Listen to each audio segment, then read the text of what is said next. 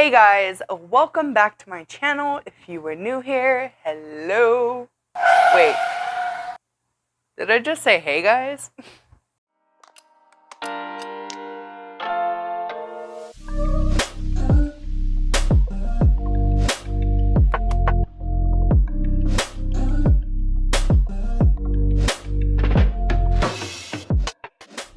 Hey plant heads, welcome back to my channel. If you were new here, hello.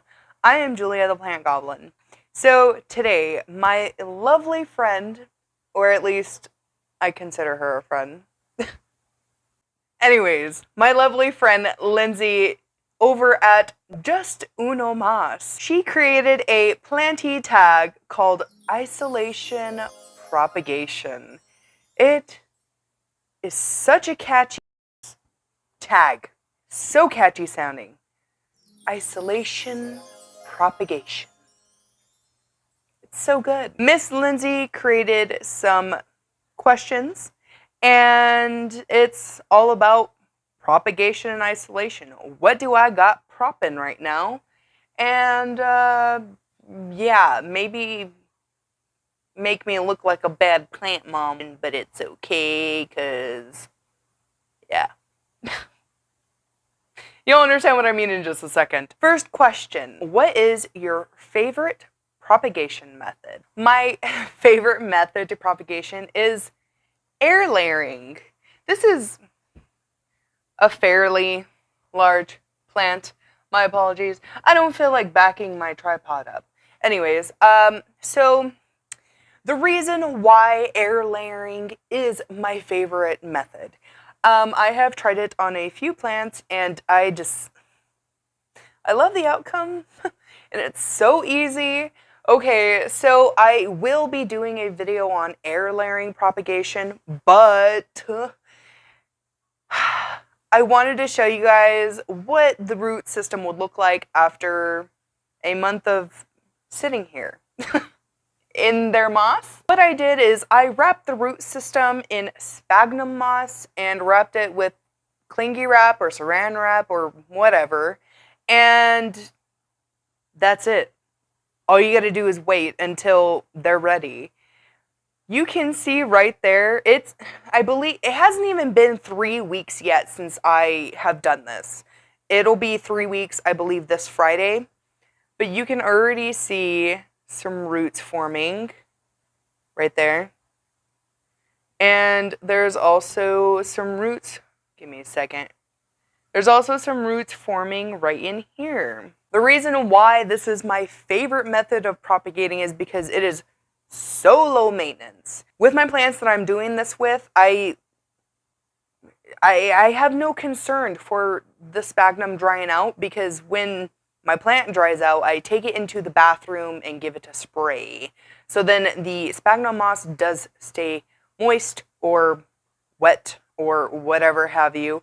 The plant doesn't care. It will still continue to grow roots, and it's just absolutely amazing and makes it such an easier way of propagating, because the transition from plant to soil is good. It's good. So yeah, when these will be done, I will be snipping them off and just sending them on their way. These are actually for Casey. Her and I are going to be doing a plant trade, so I'm just like, hey girl, you want some emerald? And she was like, yeah, and I was like, good. My philodendron red emerald is also propagating currently with this same method. As far as I know, that plant's doing perfectly fine, other than the fact that both of these accidentally got knocked over and took a tumble. So, yeah. But the root system is fine, so that's good. Yeah. Anyways. Where do I put this down? You're so big. I don't really want to move far. I'll just put it on the floor. Okay. Which method are you least successful with?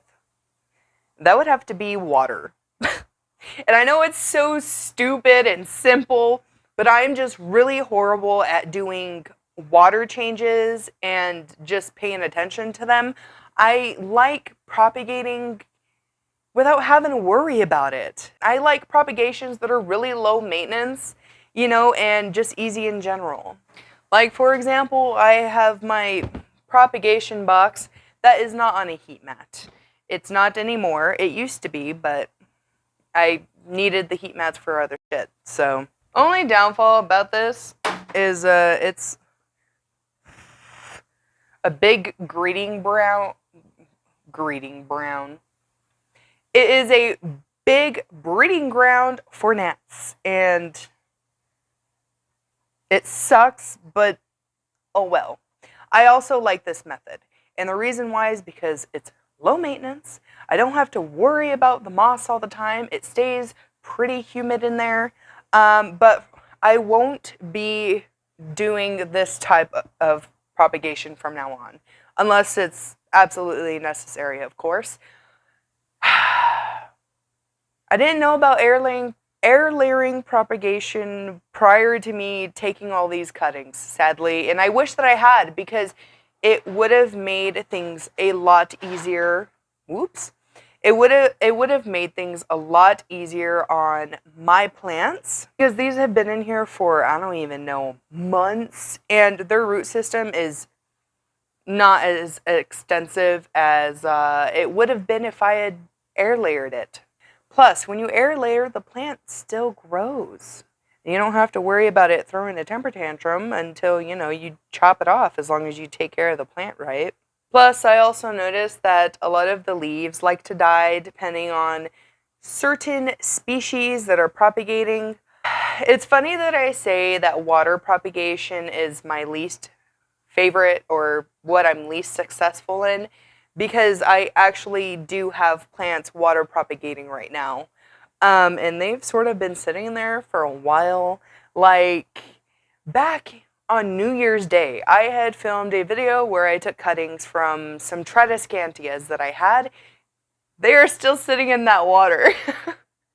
By the way, Lindsey, you aren't the only one. I also have a junk jar. These are actually the cuttings that I took on New Year's, and they're still in water. I actually just topped the water off right now because I hadn't noticed that it was low. But the water is still pretty dirty. It's not as clear as it should be. I am a big neglector when it comes to water propagation, and it shouldn't be like that, and I get it, but my brain doesn't care. But yes, these are the cuttings that I had taken, and this, what is it, a fluorescence or whatever? I don't even know. It's so freaking long. I cut it because it was too damn long, and it's still too damn long. They just grow like crazy. And then I actually have another one just full of Zabrinas, because I was struggling keeping up with the correct watering schedule. And in all actuality, I'm thinking about transferring all of my Tradescantias into water, because they are just so thirsty. And I accidentally ended up overwatering that Sabrina because of it. Oops. But yeah, that's a method of, that's some water propagation we got going on. They've been in here forever. I have no shame. I feel like they look really nice where they're at in my hallway. So another method of propagation that I am currently doing is succulents. Sorry, I'm playing with my hair a lot. It's just the day. Succulents. Yeah, so cute. But the leaves, I literally just throw them right back into the pot, or keep them in the pot, whichever. Because a while back, I had decided, you know what, I'm gonna make some babies. And I decided to, like, destroy my whole succulent collection just to make babies and stuff. And it ended up being really annoying and tedious. I found that I could not care for them the way that I like to, because I would forget about them, because they are succulents. I guess you can add that to the list of other means of propagation that I'm horrible at. But I do not forget to water my actual succulent plants, if that makes any sense. So it's just easier for me to have them in the same pot with the mother. And it looks cuter too. I really love succulent pieces where there's just like a lot of like one little plant. They look so nice. I I actually have one that I can show you guys. Give me a second. Here is another succulent that I have that has a bunch of little babies in there. Yeah, in all actuality, I do not like taking leaf cuttings anymore because it's messy looking.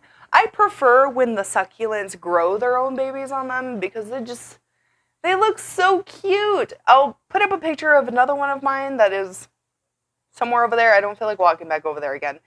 But yes, so freaking cute. I love the way that it looks. It's just so visually appealing. It's so much better than seeing a bunch of leaves, like succulent leaves in the pot. So much better. I also have plants that are propagating the baggy method. Those are actually some Tridescantia teddy bear vines. I have a really hard time water propagating them. I'm horrible at water propagation, but they are just so fuzzy. And I guess the plant that I have is just so prone to root rot. So what I had done is all the miscellaneous cuttings that fall off of my teddy bear vines, I stick them into this bag to propagate. Now, I don't know what I'm going to be doing with them, but yeah. I have a shot glass full of water in there because they need moisture too, and it looks so dumb. Bear with me. I try and make my life easier, damn it. So, another awesome aspect of having this lovely greenhouse is that the humidity within that greenhouse causes roots to grow like crazy. And it is so amazing.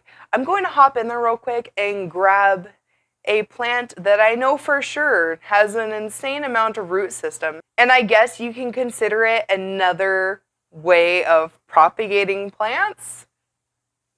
It's easy, but I mean, it's not what I'm striving for. I'm not striving to propagate this plant. It's just growing a ton of roots for, because humidity. Okay. This is my philodendron burrow marks variegata. Isn't that new leaf just so cute? So cute. But look at these roots. They're just exploding.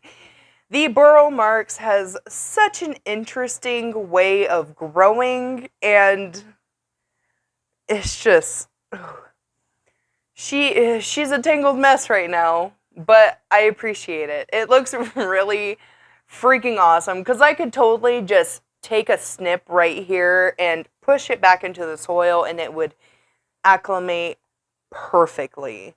Like, and I love touching roots. I'm such a weirdo. I have this thing, like I love plant roots. They're sexy.